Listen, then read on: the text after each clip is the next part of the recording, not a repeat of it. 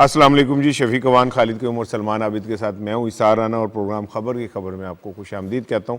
آج جمعۃ المبارک ہے اور ہماری دعا ہے کہ آج کے دن کی جو برکات ہیں وہ آپ کی زندگی کے اوپر ضرور اس کے اثرات مرتب ہوں، اور پاکستان کے لیے آج کا دن بہت اچھی خبریں لے کے آئے۔ اخبارات نے اہم خبروں کو کس طرح دیکھا، ہیڈ لائنز اور پیکج کس طرح بنے، ایک نظر ڈالتے ہیں۔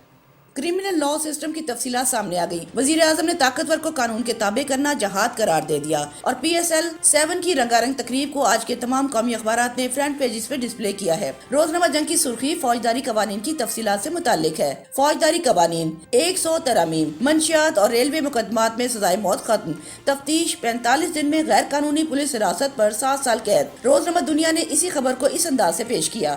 فوجداری قوانین میں اصلاحات، حکومت نے اپنا کام کر دیا، اب عدلیہ اور وکلا عمل درآمد کروائیں، وزیر اعظم عمران خان۔ روزنامہ نئی بات نے وزیر اعظم کے بیان کو ہائی لائٹ کیا۔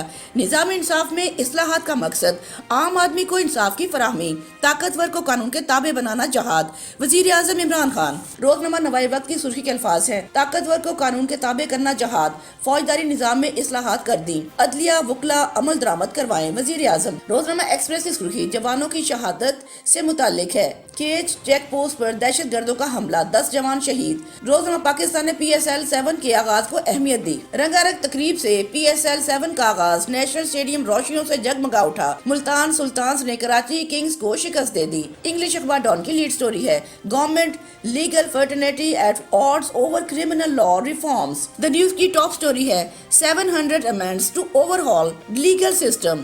ایکسپریس ٹریبیون کی مین سٹوری ہے، 10 soldier martyr in Kech terror attack. The Nation کی ہیڈ لائن سٹوری ہے، P M vows actions as P P P M Q M P tensions flare ان کراچی۔ ایک نظر ڈالتے ہیں جی رن ڈاؤن پہ۔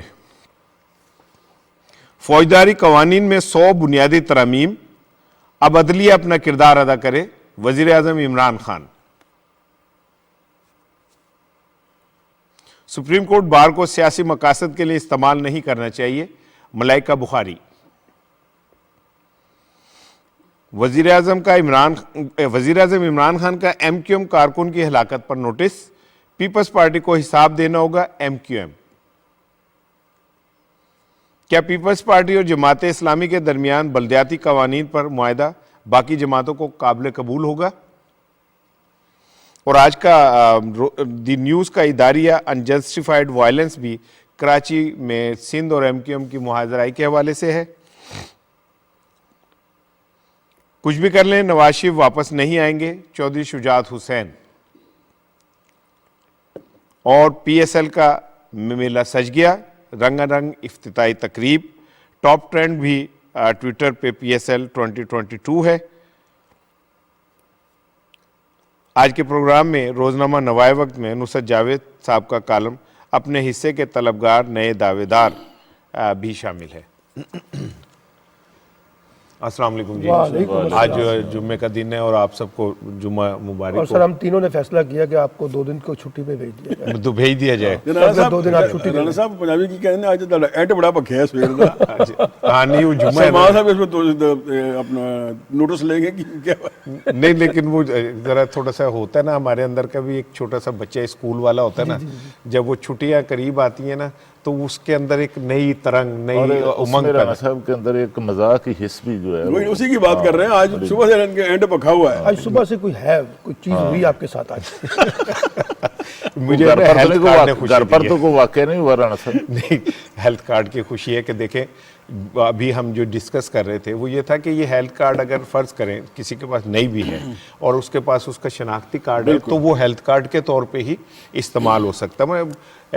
میں سمجھتا ہوں کہ یہ ایسا نہیں ہے کہ جی کسی کے پاس کارڈ پہنچے گا ہی تو وہ استعمال کرے گا۔ سر میں نے کسی کو کہا یہی بات جو آپ نے مجھے کی، انہوں نے کہا یار پھر کہا دی شان و شوکت ہوگی، کارڈ ہوئے گا تو دی شان و شوکت ہوگی نا، میرے جیب چ پیا ہے گا نا شب شباغ بغیر ہی آج اس کی شان و شوکت بڑھانے کے لیے لاہور پریس کلب پر بھی 4 جو سائن بورڈ ہیں بڑے ہیلتھ کارڈ کے وہ لگا دیے۔ اچھا نہیں، اس میں ابھی شفیق صاحب مجھے بتا رہے تھے کہ وہ بورڈ لگے ہیں نا، وہ ایکچولی پریس کلب کی مالی حالت کو سپورٹ کرنے کے لیے، تاکہ وہ اس کا کرایہ جو ہے وہ اور یہ انیشیٹو فواز صاحب نے لیا تھا, یہ فواز صاحب پریس کلب لاسٹ ٹائم جب آئے تھے تو انہوں نے انیشیٹو لیا, اور دیکھیں ایک ہفتے انہوں نے کہا یہ سارا امپلیمنٹ کریں, اور ایک ہفتے میں امپلیمنٹ ہو گئے. یہ ہوتے ہیں کام اگر کرنے ہو تو اگر آپ نہیں تو فروخ صاحب کو آپ کچھ کام کہہ دیا, آپ نے کیا کیا. اور بڑی اچھی بات ہے کہ مجھے کل ایک پیشنٹ ملا جو کئی سال سے جو ہے نا اپنا ہارٹ کا ایک پیشنٹ تھا لیکن اپنا علاج نہیں کرا سکا.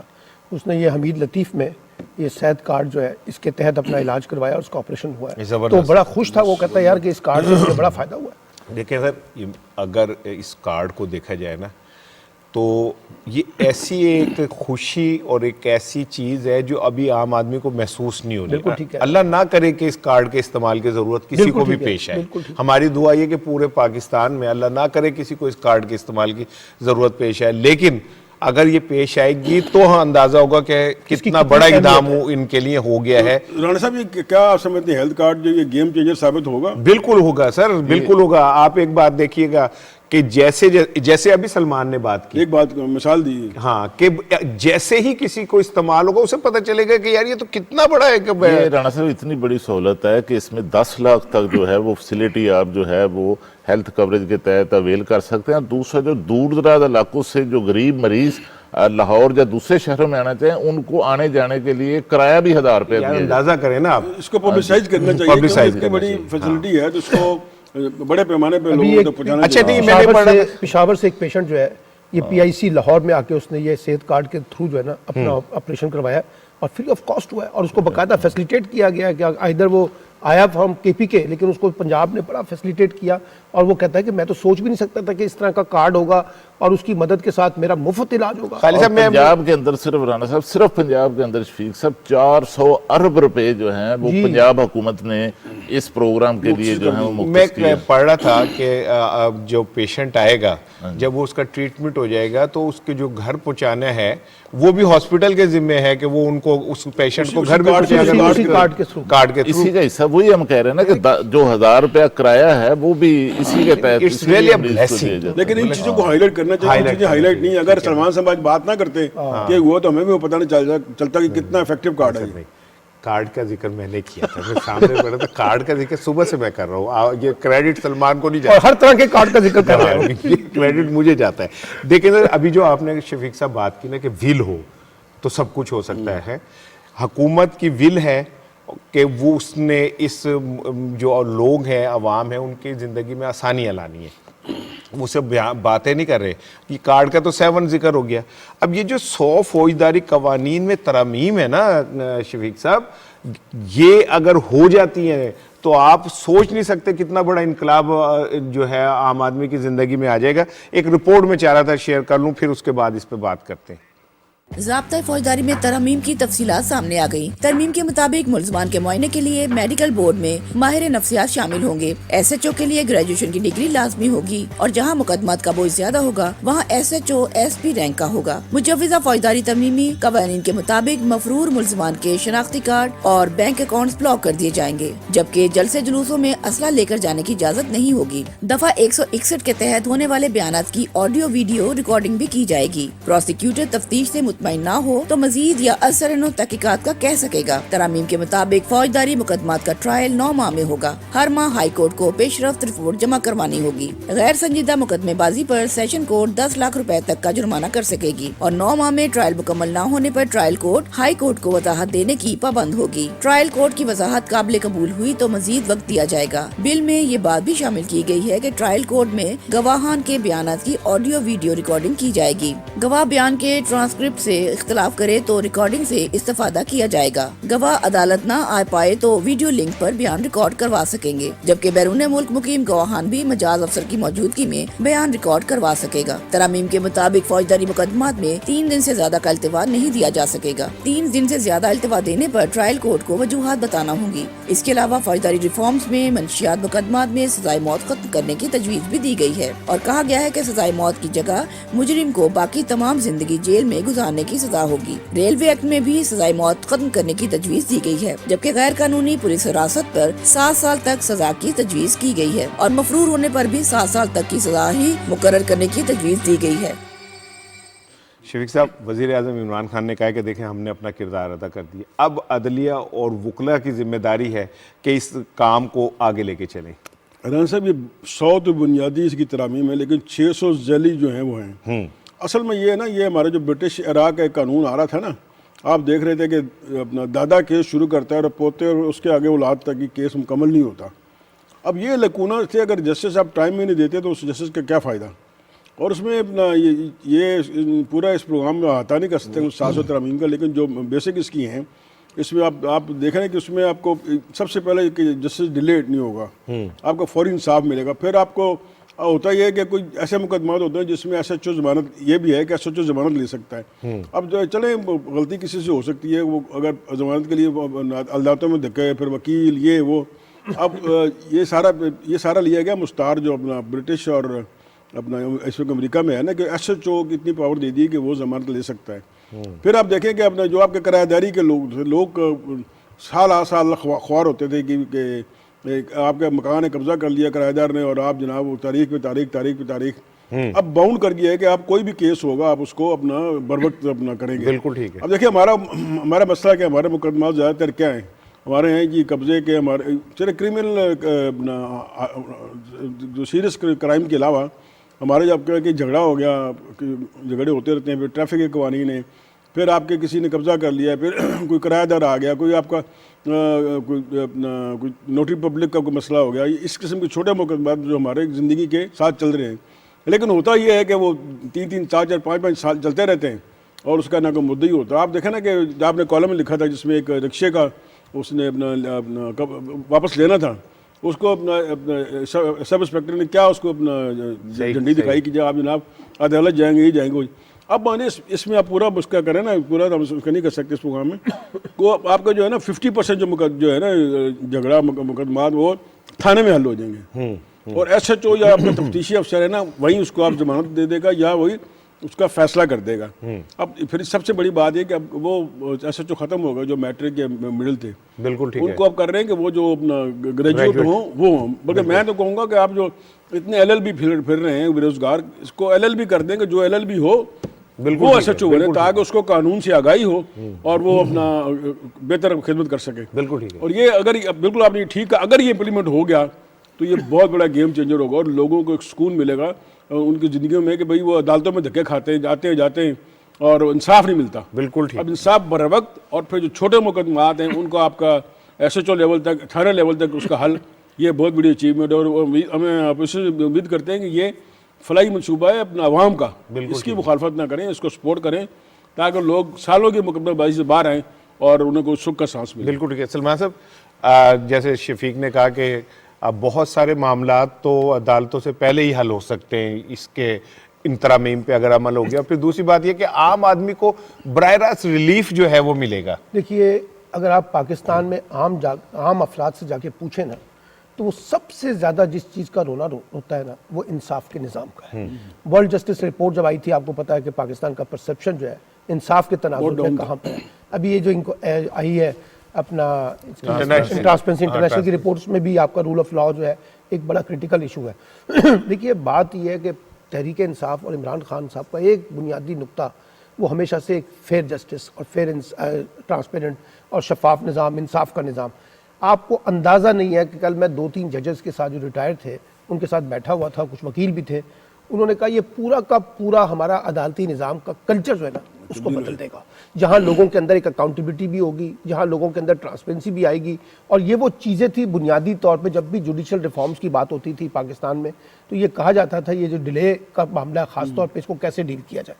تو میں یہ سمجھتا ہوں یہ بہت اہم ترامیم ہے اور اس سے پورے عدالتی نظام کے اندر جو ریلیشن شپ ہے نا عام آدمی کا عدالت کے اوپر، انصاف کے اوپر، وہ بلڈ کرنے میں بڑی مدد ملے گی. بالکل صحیح. کیونکہ دیکھیے اس میں جدیدیت کی اگر آپ ترامیم دیکھیں نا تو اس میں جدیدیت کا پرسپیکٹو بھی نظر آتا ہے. یعنی اس میں آپ نے تفتیشی عمل کو بھی اکاؤنٹیبل کیا ہے، اس میں آپ نے ججز کو بھی اکاؤنٹیبل کیا ہے، آپ نے اس کے اندر ان کی کوالیفیکیشنز کو بھی جیسے آپ نے کہا اس کو ڈیل کیا ہے، ان کی کیپیسٹیز کو بلڈ کرنے کی بات کی ہے، ٹائم فریم آپ نے دے دیا ہے. یہی وہ چیزیں ہیں جو بنیادی طور پہ جو جوڈیشل ریفارمز کے کانٹیکس میں ضرورت تھی. میں یہ سمجھتا ہوں کہ یہ ریفارمز کو آگے لے کر بڑھنا چاہیے اور اب اس کے اوپر بحث یہ نہیں ہونی چاہیے کہ یہ کیوں آئی ہیں، بلکہ اس پہ بحث اس پہ ہونی چاہیے کہ اس کو کیسے ٹرانسلیٹ کیا جائے، کیسے اس کو امپلیمنٹ کیا جائے. یہ جو بار اور بینچ کا ریلیشن شپ ہے اس کے ساتھ اور یہ جو ہمارے جوڈیشل سے جڑے ہوئے لوگ ہیں یہ خاص طور پہ اس کو امپلیمنٹ کرنے میں انشور کرے. اس کی ایک بڑی وجہ ہے پاکستان میں اگر آپ نے جمہوریت کو کامیاب کرنا ہے, پاکستان میں اگر آپ نے قانون کی حکمرانی کو کامیاب کرنا ہے, اور اگر آپ نے عام آدمی کو انصاف دینا ہے, تو آپ کو یہ جو 100 سے زیادہ ترامیم اور آپ نے جو ترامیم ہوئی ہیں, اس کو بنیاد بنا کے اپنے سسٹم کے اندر جتنے بھی لکوناز ہیں انصاف کے نظام کے تناظر میں اس کو ایلیمینیٹ کرنا ہے. تو میں یہ سمجھتا ہوں یہ بہت امپورٹنٹ ڈیولپمنٹ ہے جو پرائم منسٹر نے اس کو سب سے بڑی بات ہے نا الیکٹرانک گواہی, جو جس میں تارڑ صاحب نے سینٹ میں کیا انہوں نے اپنا رونا رویا تھا, صحیح رونا رویا تھا. ان کا جونیئر تھا, اس کو اپنا الیکٹرانک گواہی سے ویڈیو آڈیو سے ثابت ہوتا تھا کہ وہ وہاں موجود نہیں تھا. بالکل ایسے اس کو بھی انہوں نے ویلڈ کر دی. اس سے بہت سے ہمارے جو انصاف ہے نا وہ صورت اس میں نا تیزی آئے گی, اور جو اپنا یہ لیٹسٹ گیجٹس ہیں گواہی کے وہ بھی استعمال ہوں گے. اور وہ اب اس وقت تک نا آڈیو ویڈیو آپ کے گواہی کو کنسیڈر نہیں ہوتی, کنسیڈر نہیں. غیر سنجیدہ مقدمے بازی پہ 10 لاکھ روپے تک جرمانہ بھی ہو سکتا ہے, جس سے عدالتوں پہ بوجھ بھی کم ہوگا. رانا صاحب یہ بہت بڑا اقدام ہے. یہ وہ اقدام ہے جس کی 96 میں وزیر اعظم عمران خان نے تحریک انصاف کی جو بنیاد رکھی تھی وہ اسی نقطے پر رکھی تھی, لوگوں کو انصاف دینے کے لیے رکھی تھی. بالکل. اور اس سے آپ دیکھیں گے کہ یہ جو ترامیم لائی جا رہے ہیں ضابطہ فوجداری میں, ضابطہ تعزیرات پاکستان میں, اور جو شفیق بات کر رہے تھے قانون شہادت میں بھی جو ہیں, یہ 700 کے قریب نکات ہیں جن میں تبدیلیاں جو ہیں وہ کی جا رہی ہیں. تو اس سے جو ہے وہ امیر اور غریب میں جو قانون میں جو فرق ہے, اب اس میں وہ فرق بھی جو ہے آپ کو ختم ہوتا ہوا نظر آئے گا. اور دوسرا جو غیر سنجیدہ مقدمات جن کی آپ بات کر رہے ہیں, ان پر پھر 10 لاکھ روپے تک جو ہے وہ عدالت کو اختیار ہوگا کہ 10 لاکھ روپے تک آپ اس کو جو ہے جرمانہ بھی کر سکتے ہیں. لیکن بدقسمتی سے ہماری جو بار ایسوسیشنز ہیں ان کی طرف سے جو ہے ان ترامیم کی, ان اصلاحات کی, عوام کو انصاف دینے کے لیے جو اقدامات کیے جا رہے ہیں ان کی مخالفت کی جا رہی ہے. اور سپریم کورٹ بار ایسوسیشن نے جس طرح ان ترامیم کی مخالفت کی ہے اور اعتراضات کیے ہیں, اور اعتراضات یہ کیے ہیں کہ انہیں اعتماد میں نہیں لیا گیا, انہیں کنسلٹ نہیں کیا گیا. دیکھیے وزارت قانون کی طرف سے جو ہے یہ واضح طور پر کہا گیا کل بھی کہ ان کو 2 بار جو ڈرافٹ تھا ترامیم کا وہ بھجوایا گیا بار ایسوسیشنوں کو, اس کے باوجود انہوں نے کوئی جواب نہیں دیا. احمد اویس صاحب ہمارے ساتھ لائن پہ ہیں, ایڈوکیٹ جنرل. السلام علیکم اویس صاحب. جی وعلیکم السلام. سر ہم بات کر رہے تھے کہ جو فوجداری قوانین میں 100 بنیادی ترامیم, 600-700 کے لگ بھگ ترامیم ہیں, اور ہم بات کر رہے تھے کہ اگر ان پہ امپلیمنٹ ہو جاتا ہے اور یہ ٹرانسلیٹ ہو جاتی ہیں تو یہ تو ایک سر بہت بڑا انقلاب آ جائے گا عام آدمی کی زندگی میں. آپ بالکل درست فرما رہے ہیں کہ دیکھیے کوئی بھی حکومت ہو اس کا ایک ہی مطمع نظر ہوتا ہے کہ عوام کو ریلیف دینا. تمام دنیا کے آپ دیکھیے آئین کس لیے بنتا ہے, کامن مین کو ریلیف دینے کے لیے, اس کی پروٹیکشن کے لیے, اس کے رائٹس کی پروٹیکشن کے لیے.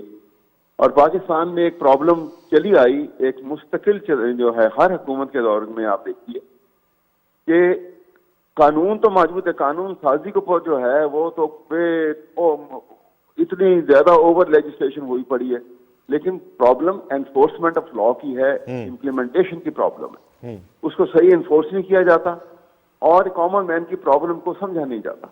اب یہ جو کچھ انہوں نے کیے, دیکھیے مثلاً ضابطہ فوجداری کو سامنے رکھ لیجیے, اس میں پولیس کا بڑا پیوٹ رول ہے, اور پولیس کے اوپر جو انہوں نے یہ بات کی ہے, بلکہ I was one of the person who suggested ہم آلسو, کہ آپ نیچے جو گراس روٹ لیول کے اوپر ہر 90% آدمی جو ہے پاکستان کے لوگ جو ہیں ان کا واسطہ پڑتا ہے تھانے کے ساتھ, جو بالکل نیچے جو A S I, sub inspector اور انسپیکٹر لیول کے اوپر.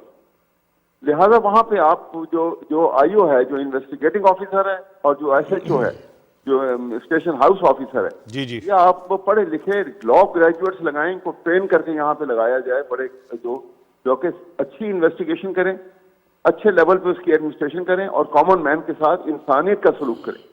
کوئی آدمی آئے اس کے ساتھ اچھے طریقے سے پیش آئیں, اس کی ریلیف بنتی ہے کریں, نہیں بنے گی تو آپ اس کے ساتھ ایک اچھے انداز میں بات کریں, نہ کہ اس پہ ایک حیوان سمجھ کے اس سے بدتمیزی کا سلوک کیا جائے جو ربا رکھا جاتا ہے ہمارے یہاں پر اس وقت. تو یہ تبدیلیاں جو ہیں انشاءاللہ تعالیٰ, یہ اگر امپلیمنٹیشن اگر آ جاتی ہے تو آپ نے بالکل درست فرمایا کہ it will be a revolution اور ریولیوشن کی طرف ہمیں جو ہے under the democratic set up اس قسم کے ریڈیکل چینج جو ریولیوشن لے آتے ہیں ضرور ہمیں اسٹریٹجی اڈاپٹ کرنی. بہت شکریہ احمد اویس صاحب, بہت شکریہ ہم سے بات کر رہے تھے. عمران صاحب ان ترامیم میں جو اہم ایک ترمیم ہے نا خواتین کی ایو ٹیزنگ, پھر جو آپ کے فیملی لاز ہیں, بچوں کے اپنا اصول کے لیے, طلاق کے سرٹیفکیٹ کے لیے 10 سال لگ جاتے ہیں, اور وہ جو ہمارے جو مرد حضرات ہیں اس میں میں اور آپ, ہمارا جو ہے نا طبقہ وہ ذلیل کرتا ہے عورتوں کو, اس کا بھی خیال رکھا گیا ہے. اور یہ ہم پوائنٹ بھول گئے, اس پہ روشنی ڈالی گئی. میرا آپ سے سوال ہے, کیا جس سے ہیلتھ کارڈ ہیلتھ میں گیم چینجر ثابت ہو گیا, کیا یہ اگر ترمیم ہو گئی تو کیا انصاف کی فراہمی کے حوالے سے یہ گیم چینجر ثابت ہوگا؟ بالکل. دیکھیں شفیق صاحب, جو ریاست ہوتی ہے نا وہ ایک ماں کی طرح ہوتی ہے, بلکہ ماں ہی ہوتی ہے, وہ سب کو پالتی ہے, سب کو لے کے چلتی ہے. بدقسمتی سے اگر ہم ماضی پہ نظر ڈالیں تو ریاست نے غریب اور کمزور کے ساتھ سوتیلی اولاد والا سلوک کیا. طاقتور جو ہے, جو خزانہ بھی لوٹتا ہے, وسائل بھی لوٹتا ہے, اور وہ اپنے ناجائز ذرائع بھی استعمال کرتا ہے, اس کو ہم ہیرو بنا کے پیش کر دیتے ہیں. اور جو غریب آدمی ہے وہ بیچارہ بجلی چوری کرتے ہوئے پکڑا گیا, وہ کو اشارہ کاٹتے ہوئے پکڑا گیا, اس کو اتنا رگڑا لگاتے ہیں کہ وہ جناب علی اب اس کو سمجھ ہی نہیں آتی کہ وہ کس کے پاس شنوائی کے لیے جائے.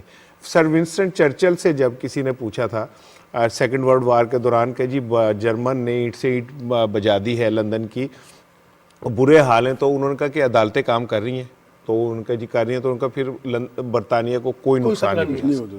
حضرت علی کرم اللہ وجہ نے فرمایا تھا کہ کفر کی حکومتیں چل جاتی ہیں, ظلم کی جبر کی حکومتیں نہیں چلتی. جو ریاست ظلم اور جبر کی طرف چلا جائے, اور ظلم اور جبر کیا ہے؟ ظلم و جبر یہ کہ آپ جب تفریق کر دیں کہ طاقتور کے لیے قانون علیحدہ ہے اور کمزور کے لیے قانون علیحدہ ہے, تو پھر ظلم و جبر ہو جاتا ہے. پی ٹی آئی کی حکومت نے دیکھیں 3-4 بلدیاتی نظام اگر اس کی پوری روح سے آ جائے, اگر یہ والی ترامیم پوری روح سے ہو جائیں, یہ جو ہیلتھ کارڈ والا سسٹم ہے پوری روح سے ہو جائے, احساس پروگرام پوری روح, اور معاشرہ تبدیل کیسے ہوتا ہے؟ اسی طرح تبدیل ہوتا ہے نا. یکساں نصاب تعلیم اگر آ جائے تو معاشرہ تبدیل اسی طرح ہوتا ہے. اور میں یہ سمجھتا ہوں کہ ہو سکتا ہے کہ یہ اگلے 1.5 سال میں یہ سب کچھ نہ ہو سکے, لیکن انقلاب ایک دن میں نہیں آتا. انقلاب کے لیے ایک وقت چاہیے ہوتا ہے, انقلاب کے لیے ایک سفر ہے جو چلتے ہیں, اور ہم اس سفر پہ چل پڑے ہیں. آج نہیں, کل نہیں, ہم نہیں, ہماری آنے والی اولادیں یہ ضرور دیکھیں گے دن جس میں رول آف لا جو ہے وہ کامیاب ہوگا. یہ نہیں ہوگا شفیق صاحب کہ آپ جناب دولت لوٹیں اور جناب عدالتیں آپ کو کہیں کہ آئیں سر آپ لندن چلے جائیں, آپ بیمار ہیں. اور بھائی جو جیلوں کے اندر سڑ رہے ہیں, جو جیلوں کے اندر مر رہے وہ انسان نہیں ہے کیا؟ وہ پاکستانی نہیں ہے؟ ہم ان کو تو ریلیف دے نہیں پاتے, اور طاقتور کے لیے اتوار والے دن بھی عدالتیں کھول لیتے ہیں. تو میں یہ سمجھتا ہوں کہ سر یہ ایک بہت بڑا گیم چینجر ہے. اللہ کرے کہ اس کے آغاز میں ہی کچھ چیزوں پہ ہو جائے. جیسے تم نے کہا کہ تھانے کے اندر اگر ہم LLB آفیسرز بٹھا دیں جو اسی ٹائم چیزوں کو سمجھیں اور وہ کر دیں, تو یار کتنا بڑا لوگوں کو ریلیف مل جائے. تھانے کا کلچر بدل دیں, SHO کو دیکھ کے غریب آدمی کی زبان لڑکھڑا جاتی ہے, اس کلچر کو, اس کو عزت کا موقع دے دیں. یار وہ وہاں جائے, اس کو پتا ہو کہ میری کوئی بات سن سکتا ہے. سو یہ جب تک یہ نہیں ہوگا تو ریاست کا کوئی تصور جو ہے نا وہ کامیاب تصور نہیں ہوتا. اب ذرا تھوڑا سا میں چاہ رہا تھا کراچی کی صورتحال پہ بات کر لی جائے. کراچی کی صورتحال یہ ہے کہ کل وہ یوم سوگ منایا گیا, اور وہ جو کارکن تھے MKM کے جو جاں بحق ہوئے, اس کے حوالے سے وزیر اعظم عمران خان صاحب نے بھی IG کو اور متعلقہ جتنے بھی ہیں ان کو ڈائریکٹ کیا ہے کہ جی آپ مجھے اس کی رپورٹ دیں کہ یہ اصل بات کیا ہوئی. اور پیپلز پارٹی کے حوالے سے MKM کو یہ کہنا ہے کہ اس کی جو یہ دہشت گردی ہے اس کا انہیں حساب دینا ہوگا. فاروق ستار صاحب کراچی سے میرے ساتھ موجود ہیں. میں ان کا پہلے فاروق بھائی سے بات کر لیں پھر اس کے بعد کرتے ہیں. فاروق بھائی السلام علیکم. ہم کراچی کی صورتحال پہ بات کر رہے ہیں, آپ کو کیا نظر آ رہا ہے سر؟ پیپلز پارٹی تو اپنی جگہ سے ہلنے پہ تیار نہیں ہے. میں سمجھتا ہوں کہ سانحے کے بعد اور جو بہوش اور سنگین غلطی پیپلز پارٹی نے کی ہے کہ جس طرح پولیس گردی اور ریاستی دہشت گردی ہوئی اور بہنوں بیٹیوں ماؤں کو زد و کوب کیا گیا, نوجوانوں کو تشدد ڈنڈا سب آپ نے دیکھا, آنسو گیس, تو میرے خیال میں اس سے ایک دباؤ تو ان کے اوپر بڑا آ گیا ہے. وہ ریڈ زون کا بہانہ کریں, ESL کی کھلاڑیوں کا بہانہ کریں, لیکن میرے خیال میں اب انہیں یہ اندازہ ہونا چاہیے سامنے والا بھی پاکستان کا شہری، پاکستان کے لوگ اور انسان ہے نا، وہ بھی ان کا بھی وجود ہے. ٹھیک ہے. اچھا سر، کل آپ کا میں ایک بیان دیکھ رہا تھا، آپ نے کہا جی کہ ایم کیو ایم کے ساتھ میں کھڑا ہوں اور اس کی ریوائیول ہونی چاہیے. ایم کیو ایم کے اوپر جتنے چھیٹے پڑے ہوئے ہیں اور جو ایم کیو ایم کا ماضی ہے وہ تو ایسا دل دلانے والا ہے کہ یہ سوچتے ہوئے تھوڑا ڈر لگتا ہے کہ جی اگر آپ جیسے بقول آپ کے ایم کیو ایم کی واپسی ہوتی تو یہ تو عام آدمی کے لیے بڑے ایک سوالیہ نشان ہے سر. یہ نہیں، اب تحریک کو اوپر رکھ کے اس ایم کیو ایم کو ہمیں ٹرانسفارم کرنا، مکمل ری برانڈنگ کرنی ہے، اور کسی طرح ماضی کی جو خرابی اور بگاڑ ایم کیو ایم کی اپنی وجہ سے اور اس کے اپنے اندر ہے، اس کو بہرحال دور کرنا ہے. مجھے امید ہے کہ اب لوگوں سے اپنی کنیکٹیویٹی، رابطے اور ایک ماس موبلائزیشن کی طرف جائیں گے تو پھر میرے ایم کیو ایم کے ساتھی میری اس بات کو ضرور مانیں گے اور اس کی اہمیت کو انشاءاللہ. شکریہ ڈاکٹر صاحب، بہت شکریہ. آج دی نیوز کا جو اداریہ ہے سر وہ بھی انجسٹیفائڈ وائلنس ہے اور سندھ حکومت اور ایم کیو ایم کی معاذرائی پہ ہے اور تشدد کی پالیسی. وہ کہتے ہیں کہ پیپلز پارٹی کو سیکھنا پڑے گا.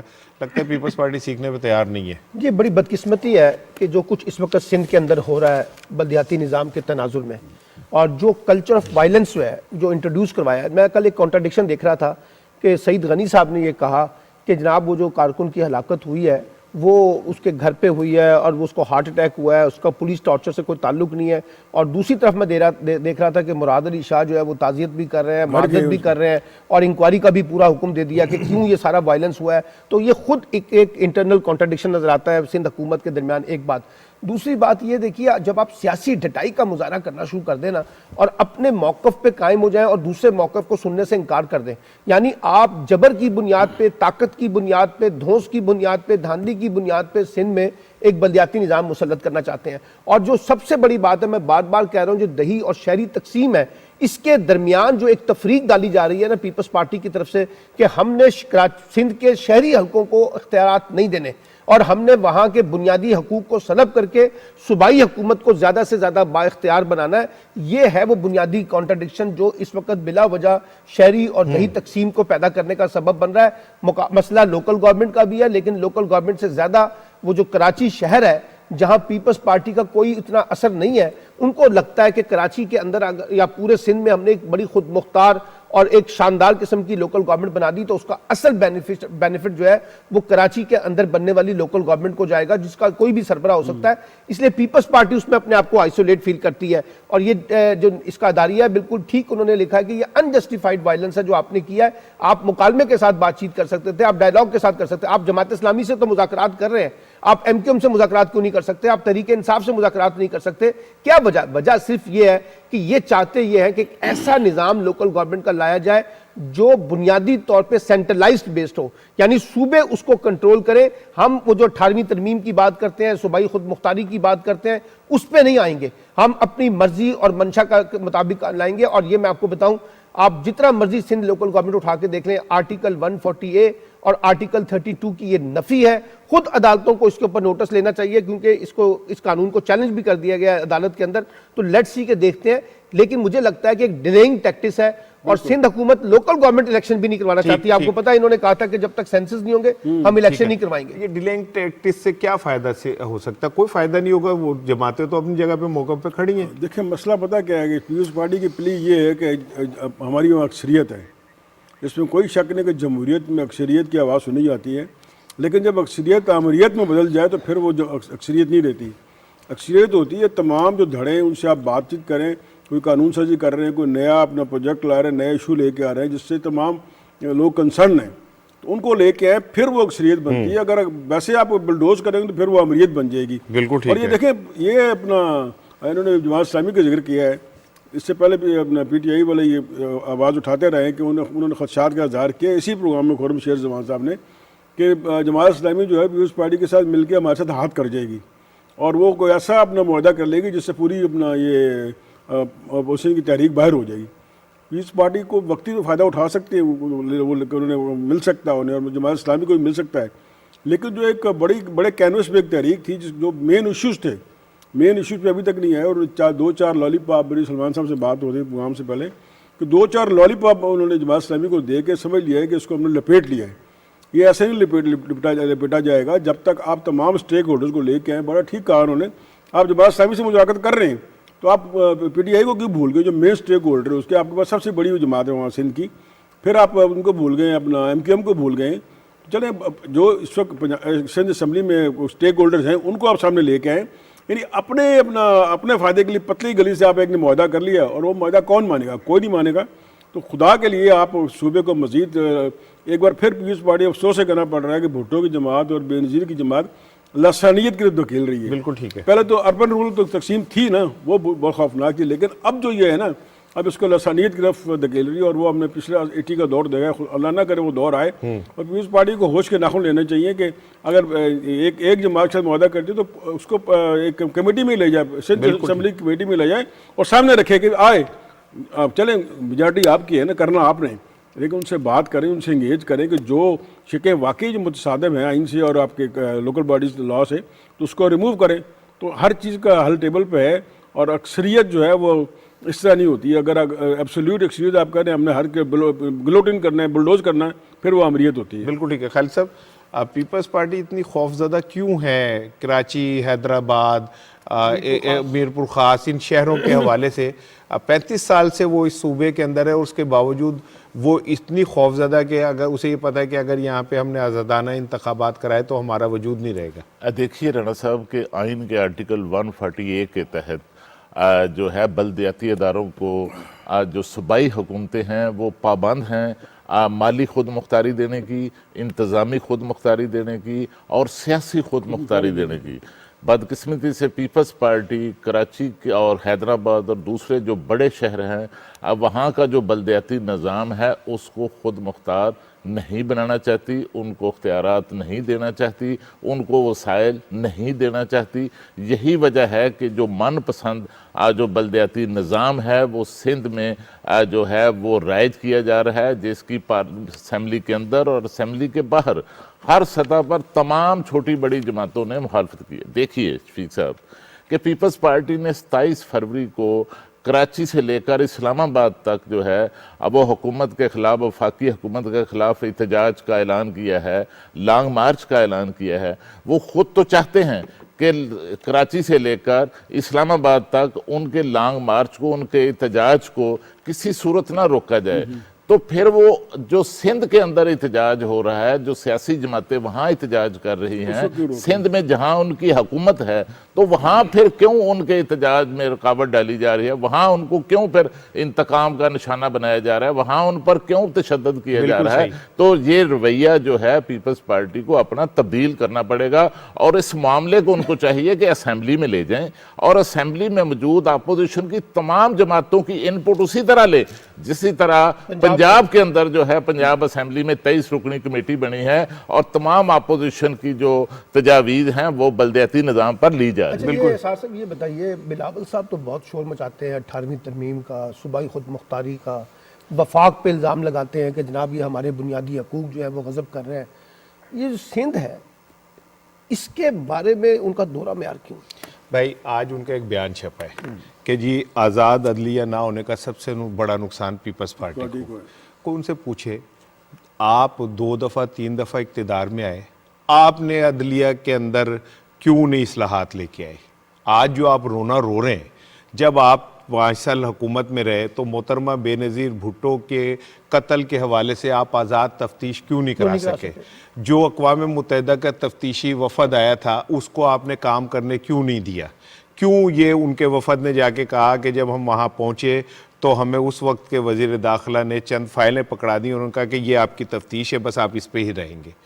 آپ اپنے گریبان میں تو جھانک نہیں رہے, ٹھیک ہے, اور آپ الزامات دے رہے ہیں دوسروں کو.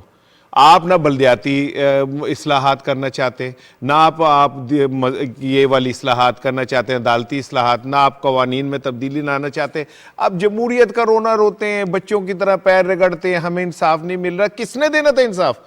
آپ جب خود حکومت میں تھے, جب آپ خود اپنے اس میں تھے, تب آپ اپنی والدہ تک کا تو انصاف دلا نہیں سکے, اور باتیں آپ انصاف کی کرتے ہیں. اور دوسری چیز یہ شفیق صاحب, جماعت اسلامی والی بات, جماعت اسلامی کا سب سے بڑا فیلئر یہ ہے کہ جماعت اسلامی بہت تھوڑی قیمت پہ بک جاتی ہے. जमात इस्लामी का अलमिया ये है कि जमात इस्लामी कभी भी फ्रंट पे आके सियासी जमातों की तरह नहीं लड़ती। जमात इस्लामी एक छोटे बच्चे की तरह है जिसे आप टॉफी पकड़ा दें तो उसमें खुश हो जाती है।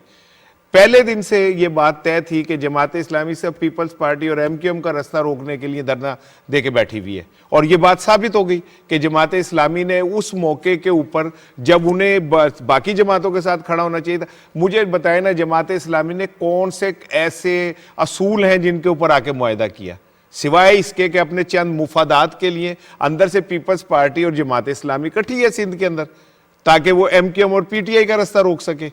और ये उनकी ये कोई पहली दफा ये रवायती मुनाफकत वो तो अजल से लेके आज तक जमात इस्लामी का वतीरा ये रहा है कि वो सिवाय मुनाफकत के और उसे सियासत ही कोई नहीं आती।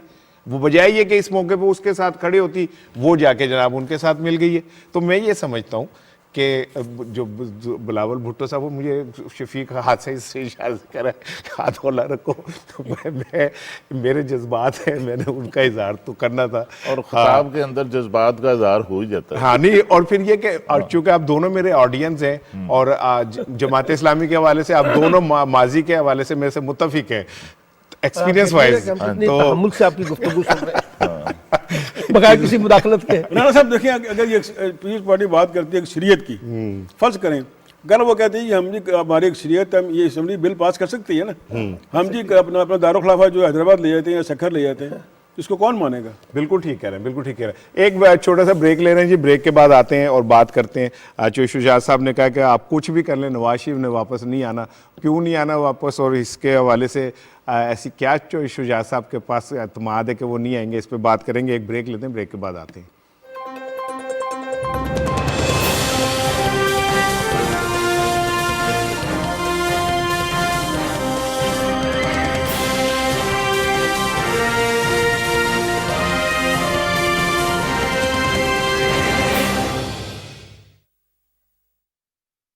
क्या इतने बहुत मुफीद तज्जिए की मौजूदगी में एक नए तज्जिए की प्रोग्राम की ज़रूरत है?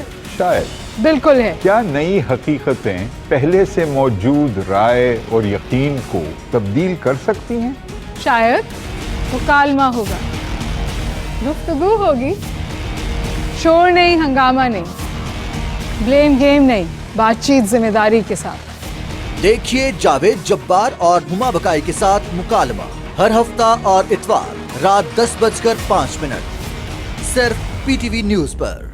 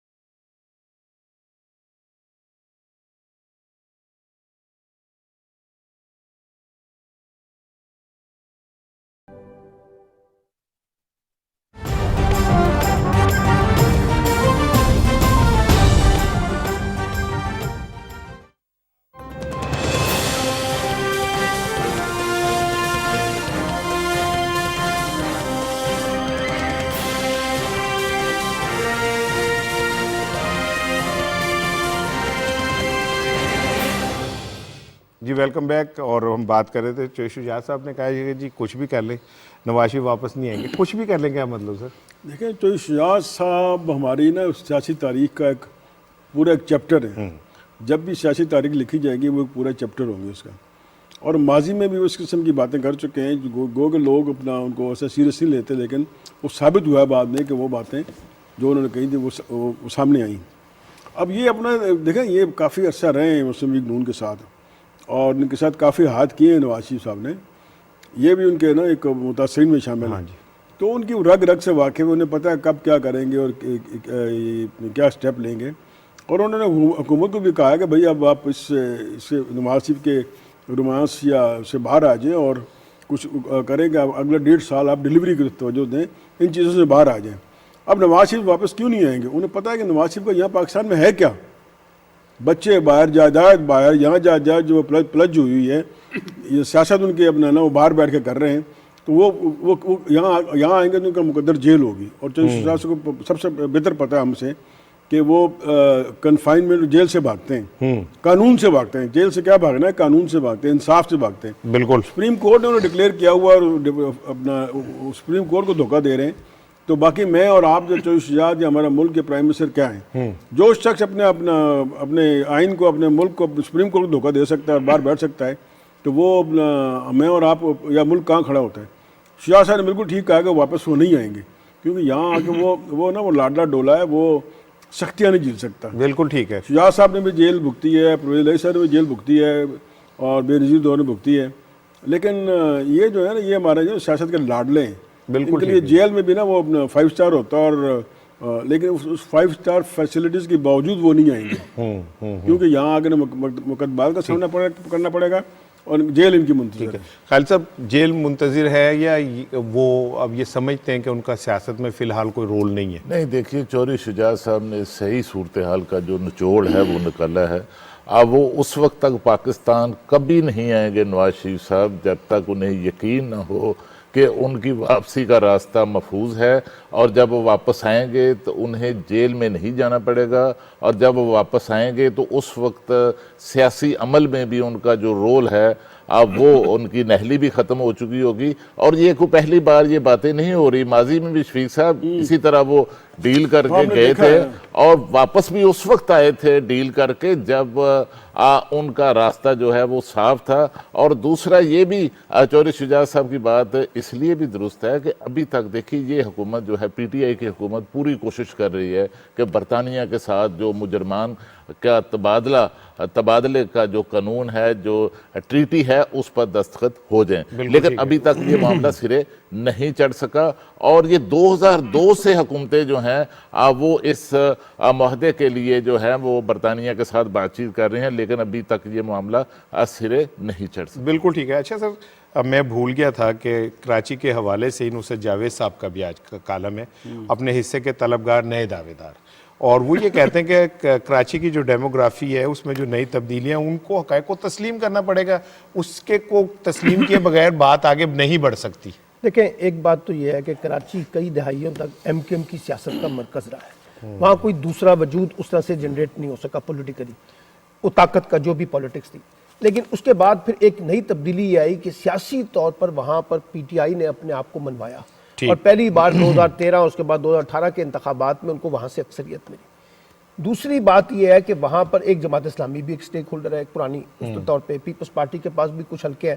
ایک تو انہوں نے کہا ہے کہ وہاں پہ جو جنگ ہو رہی ہے نا، وہ بنیادی طور پہ کراچی کے اندر جو پولیٹیکل سپیس حاصل کرنے کی جنگ ہے. ایم کیو ایم کے بعد P T I, M Q M, Peoples Party, Jamaat Islami اپنی اپنی سپیس کا راستہ تلاش کر رہی ہیں. ایک بات، اور یہ بالکل ٹھیک بات ہے کہ اگلے انتخابات کے تناظر میں ایک بڑی کمپٹیشن جو ہے وہ M Q M versus P T I کے درمیان ہمیں دیکھنے کو ملے گا، اور جماعت اسلامی اس میں سب. دوسرا جو انہوں نے انڈیکیشن دیا وہ بہت امپورٹنٹ ہے، جو ہم پہلے کر چکے ہیں، کہ جو سندھ کی شہری اور دیہی تقسیم ہے اس کو بلا وجہ ابھارا جا رہا ہے، اور بلا وجہ ابھار کے ایک نفرت کی سیاست جو ہے اس کے بیج وہاں پہ بوئے جا رہے ہیں. اور جو انہوں نے انڈیکیشن دی کہ وہ صرف اب سندھ کی شہری اور دیہی تقسیم نہیں، ساتھ ساتھ آپ نے لسانی بنیادوں پر بھی تقسیم کرنی شروع کر دی ہے. کیونکہ وہاں پر اب کراچی جو ہے نا، اسحاق رانا صاحب، وہ نہیں ہے جو 80 کا کراچی تھا جہاں صرف اردو سپیکنگ بولنے والے تھے. اب وہاں بلوچ بھی ہیں، وہاں پختون بھی ہیں، وہاں سندھ سے بھی، انٹیریئر سندھ سے بھی لوگ وہاں پر آئے ہوئے ہیں، اردو سپیکنگ والے لوگ ہیں، سرائکی والے لوگ ہیں. تو یہ جتنی مختلف بولیاں بولنے والے ہیں، اگر آپ نے وہاں لنگوسٹک بیسس کے اوپر لسانی بنیادوں پر تقسیم کرنی شروع کر دی تو اس کا مطلب ہے آپ کراچی کو ایک دوبارہ جو ہے نا ایک ایسے جگہ پہ ڈال رہے ہیں جو انتشار کی سیاست ہے. اور انہوں نے ایک بڑی ٹھیک بات کی ہے کہ پیپلز پارٹی کو اس سیاست کا حصہ نہیں بننا چاہیے. پیپلز پارٹی کو سب کو ساتھ ایک ڈائیورسٹی کے پرنسپل کو مینٹین رکھتے ہوئے، اور خاص طور پہ جو شہری علاقے ہیں ان کے جو بنیادی حقوق ہیں، اگر آپ اس کو نظر انداز کر کے آگے بڑھیں گے تو شہروں کے اندر تو انتشار پیدا ہوگا. انہوں نے جو ٹچ کیا ہے نا، ایک معاملہ جو بڑا ہلکا سا انہوں نے ٹچ کیا ہے کہ آپ نے کراچی کو فوکس کر لیا ہے، چاہے وہ اپوزیشن کو ہو چاہے وہ حکومت ہو، انہوں نے کراچی کو فوکس کر لیا. تمام پالیٹکس، تمام چیزیں کراچی فوکس ہو گئی ہیں، اور پورا سندھ اگنور ہو گیا ہے. بالکل ٹھیک ہے. اس میں شہری علاقے بھی ہیں، دیہی علاقے بھی ہیں. اور یہ انہوں نے یہ کہا کہ آپ اس کو ڈائیورسیفائی کریں, پورے سندھ پہ توجہ دیں, ایک کراچی میں نہ گھس جائیں, کراچی سے باہر آئیں. سب سے بڑا اس لڑائی کو جو نقصان ہو رہا ہے نا, یہ بلدیاتی بل اور باقی پیچھے جو پیپلز پارٹی کرتی رہی ہے, اس کا سب سے زیادہ نقصان ہو رہا ہے اس کا جو ووٹ بینک ہے نا, جو رورل ایریا, وہ اگنور ہو رہا ہے, پھر باقی شہر اگنور ہو رہے ہیں. اور ایم کیو ایم اور دوسری جماعتیں بھی ہیں, انہوں نے کراچی کو فوکس کر لیا ہے. انہیں احساس ہونا چاہیے کہ باقی انہوں نے توجہ دلائی کہ باقی سندھ بھی, شہری اور دیہی, وہ بھی آپ کا ہی اپنا حصہ ہے, تو اس کو بھی توجہ دیں. بالکل ٹھیک ہے. اچھا خالد صاحب, آپ کرکٹ دیکھتے ہیں, پی ایس ایل شروع ہو گیا ہے, بس دیکھتے ہیں اور کچھ آپ سے سنتے رہتے ہیں. اب ویسے آپ کا کوئی فیوریٹ ٹیم ہے پی ایس ایل میں؟ دیکھیے میری تو فیوریٹ ٹیم جو ہے وہ ملتان سلطان ہی. ملتان سلطان جہانگیر ترین صاحب سے ان کے تعلقات بہت اچھے ہیں نا. تعلقات سے ہٹ کر یہ ہے کہ وہ اچھا پرفارم کر رہے ہیں. کل بھی انہوں نے دیکھی رانا صاحب اچھا شفیق پرفارم صاحب, کیا آپ ہے. کی کون سی ٹیم جس ٹیم پسند کے ہے؟ ساتھ وسیم اکرم ہے وہ میری فیوریٹ ہے. آپ کی کراچی کنگز وسیم ہے. اکرم جہاں بھی جائے گا وہ سر آپ کی کون سی ٹیم ہے؟ میں تو ہمیشہ چھوٹے صوبوں کے ساتھ رہا ہوں, تو میری کوئٹہ ہے سب سے بہترین ٹیم. دیکھیں جی, میں تو پکا لاہوری ہوں, ٹھیک ہے, اور میرے تو لاہور قلندر جو ہے نا میری یار فیوریٹ کیتا کی ٹیم ہے. لاہور قلندر نے یار, فار گاڈ سے یار, ہر دفعہ ہر دفعہ نیچے سے پہلے نمبر پہ آتے ہیں. دیکھیں میں آپ کو ایک بات بتاؤں, لاہور قلندر جیتے نہ جیتے, ٹھیک ہے, دل جیتتا ہے, کرکٹ اس کے گرد گھومتی ہے, لاہور قلندر کے گرد گھومتی ہے. لیکن کرکٹ نہیں کھیلتے وہ. لیکن تخت لاہور جو ہے اس پر دونوں جو عثمان بزدار بھی جو ہیں وہ سعود پنجاب سے آ کر بیٹھے ہیں, اور ملتان سلطان کرکٹ پر بالکل ایسے ہی. یہ ٹورنامنٹ دل جیتنے کا نہیں, یہ کرکٹ کھیلنے کا, کرکٹ جیتنے کا ہے. ٹھیک ہے, بالکل. آپ جو کہتے ہیں نا کہ تخت لاہور پہ جو بیٹھے ہیں وہ بزدار صاحب بھی وہاں سے آئے ہیں اور جہانگیر ترین صاحب بھی وہاں سے آئے, اس سے آپ اندازہ کریں کہ لاہوریوں کا دل کتنا بڑا ہے. ہم وہ لوگ ہیں کہ ہمارے پاس جو بھی آتا ہے وہ ہیرو بن جاتا ہے. لیکن اس بار لاہور قلندر آپ لوگ سب کو, ملتان سلطان کو بھی, کراچی کنگز کو بھی, اور وہ کیا نام ہے گلیڈیئر کو بھی. بس ہمیں یہ بتا دیں کہ آپ کا لاہور سے کیا مکمکا ہوا ہے؟ ہو گیا مکمکا. رانا کو ملے, رانا کر لمبے ہاتھ, اس لیے میں ذرا, لیکن لاہور قلندر انشاءاللہ تعالی بہت اچھا پرفارم کرے گا جی. کل ہم نے پی ایس ایل کا میلہ جمایا اور الحمدللہ ایک شاندار تقریب ہوئی, پوری دنیا نے وہ تقریب دیکھی. پوری دنیا کے اندر کرکٹ کے حوالے سے پی ایس ایل نے ایک دھوم مچائی ہوئی ہے. غیر ملکی کھلاڑی بھی آئے ہوئے, رنگ جم گیا ہوا ہے. کل ملتان سلطان جیت گئے, اور رضوان نے کل 50 کیا. بڑا پلیئر ہے بھائی, بہت بڑا پلیئر ہے. لیکن یہ کہ لاہور قلندر بھی اپنے رنگ دکھانے کے لیے تیار ہیں. کرکٹ کے ساتھ جڑے رہیے, کیونکہ کرکٹ کے ساتھ جڑے رہنے کا مطلب ہے پاکستان کے ساتھ جڑے رہنا, اور پی ایس ایل ہماری شناخت ہے. انشاءاللہ سوموار کو ملاقات ہوگی. اپنا خیال رکھیے گا. اللہ حافظ.